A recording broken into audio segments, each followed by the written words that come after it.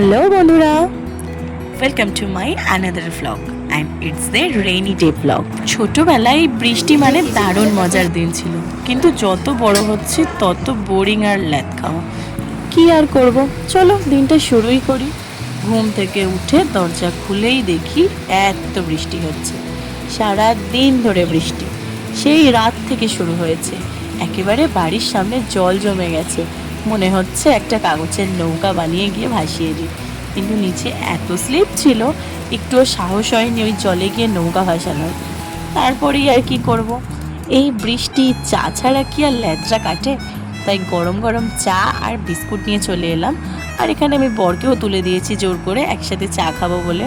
আমি ওয়েদারটা দেখছিলাম, কিছুতেই বৃষ্টি থামছিল না। কিছু কাজ ছিল, সেগুলোও আজকে আর বেরিয়ে করতে পারবো না, বাড়িতেই থাকতে হবে সারাটা দিন।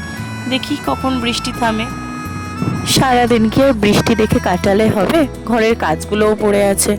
তাই ল্যাদ না খেয়ে চা খাওয়া তাড়াতাড়ি কমপ্লিট করে আমি চলে গেলাম ঘর ঝাড় দিতে। কারণ আমার ফার্স্ট হচ্ছে ডাস্টিং ক্লিনিং। যদি ঘর পরিষ্কার না থাকে তো আমার মুডটাই খারাপ হয়ে যায় আর সারাটা দিন খারাপ যায়। তাই যতই আর্জেন্ট কাজ থাকুক না কেন, আমি আগে আমার ঘর পরিষ্কার করে সমস্ত কিছু গুছিয়ে তারপর যাই। অবশেষে মোটামুটি সব কাজ মিটলো, মানে ওই আর কি পরিষ্কার গুছানোর কাজ। তারপরেই আমি চলে গেলাম স্নানে। চারিপাশটা বৃষ্টির জন্য এতই অন্ধকার হয়েছিল যে আলো না জ্বালিয়ে কোনো কাজই করা যাচ্ছিল না। তারপর আমি স্নানে চলে গেলাম। স্নান করতে আমার একটু দেরি হয়, কিন্তু আজকে আমি খুব তাড়াতাড়ি স্নান করার চেষ্টা করেছিলাম, আর তার মধ্যেই অনেকবার আমাকে ডাকাডাকি হয়ে গেছে। যাই হোক, আমরা আজকে সবাই মিলে একসাথে একটা খিচুড়ির পিকনিক করছি। আমরা আর আমাদের পাশের বাড়ির সবাই মিলে একটা গরম গরম খিচুড়ির পিকনিক এই ঠান্ডা ঠান্ডা ওয়েদারে। তার জন্য আমরা প্রস্তুতি পর্ব শুরু করে দিয়েছি। আমাদের সাথে আরও যারা ছিল, মানে আমার এক যা পাশের বাড়ি, যাদের সাথে আমরা পিকনিক করছি, সে সমস্ত কিছু কেটে দিয়ে তারপরে স্নানে গিয়েছিল, তাই তার ভিডিওটা নেওয়া হয়নি। তারপরে আমরা এখানে সমস্ত রান্নাগুলো করে নিচ্ছিলাম।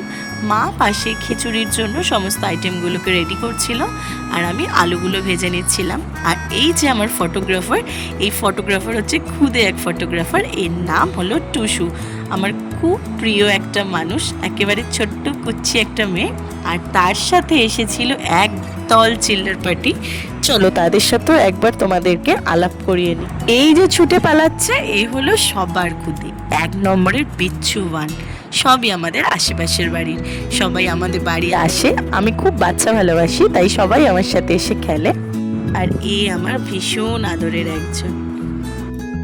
চলো তাহলে আবার একটু রান্নায় ফেরা যাক। আলুগুলো ভাজা হয়ে গেছে, এবার আমি কাঁকরোলগুলো ভাজছি। আর ওপাশে মা খিচুড়ির জন্য মশলা কষিয়ে নিচ্ছে। আমাদের একটু কষানো কষানো খিচুড়ি সবাই ভালোবাসে, তাই মশলা কষিয়ে নিচ্ছে। ইনি হলেন আমার শ্বশুর মশাই। উনি অনেক ধরনের বক্তব্য পেশ করছেন, কিছু করবেন না, উনি শুধু ওনার বক্তব্য রাখবেন। এটা হলে ভালো হতো, ওটা হলে ভালো হতো। আসলে উনি খেতে যত না ভালোবাসেন, তার থেকে বেশি খাওয়াতে ভালোবাসেন। তাই আইটেমগুলো যেন খুব ভালো হয়, সেই জন্য এসে বলেন এগুলো। আমাদের রান্না অলমোস্ট শেষের দিকে, এবার শুধু খিচুড়িটা একটু সিদ্ধ হওয়া বাকি। ততক্ষণে আমরা ডিমগুলো গরম গরম ভেজে নিই, কারণ ডিম ভাজা ছাড়া খিচুড়িটা একেবারে ইনকমপ্লিট লাগে। আমি সবার জন্য একটা করে ডিম ভেজে তুলে রেখেছিলাম, আর এইটা ছিল পেঁয়াজ ছাড়া, তাই আলাদা করে ভাজছিলাম। এটা যে খাবে সে পেঁয়াজ দিয়ে ডিম খায় না, তাই জন্য। তারপর সবাই একসাথে বসে খেতে বসলাম, খুব মজা হলো একসাথে। কিন্তু তখনও দেখি বৃষ্টি থামার আর নাম নেই, বৃষ্টি যেন আরো বেড়ে চলেছে। তাই কি করব, অভ্যাসবশত আমি বসে পড়লাম আমার গল্প বই নিয়ে। আমি রবীন্দ্রনাথ ঠাকুরের একটা উপন্যাস পড়ছিলাম। তারপরেই মনে পড়লো ফ্রিজে তো একটা ক্যাডবেরি রাখা আছে, তাই তাড়াতাড়ি করে সেটা খেতে চলে গেলাম, কারণ এটা খেলে মনটা আরেকটু ভালো হয়ে যায়। তারপর এই ওয়েদারটা কি আর মিস করা যায়? তাই আমি আমার সবচেয়ে প্রিয় জায়গায় চলে গেলাম, সেই বিছনার কর্নারে, যেখানে আমি ঘুমাতে ভালোবাসি। বাস এখানে গিয়ে আমি আজকের ব্লগটা শেষ করলাম। টাটা।